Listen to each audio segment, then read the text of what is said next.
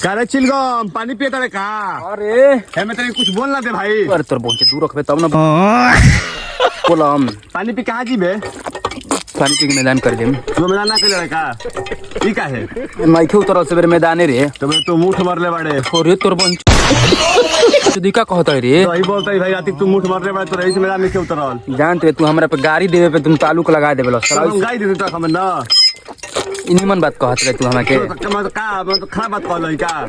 कौन खराब बात कहल है? तो हम तो खराब बात कह देले। हम खराब बात कहल है ना। हर जगह मत पानी पिए दे हमरा के। तो जगह होती ना। मैं देखिए तो नभिया फाट मत जाए। अरे सौरभ जी हट। भाई सड़क का तोरा।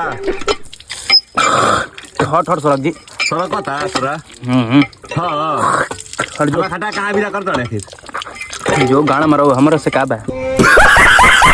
गाना मारो भाई। तू तो बहन के कुकुर से गाना मारो लड़े सही में एकदम। हमरा कतरा गाना मारो भाई के। ना मन बे तू। अब ना मानो। ना मन बे। ना मानो। तोर बोल तोर मुंह पे थूक देम। थूक दे तू तो दुख के दिखाओ थूक के दिखाओ ना।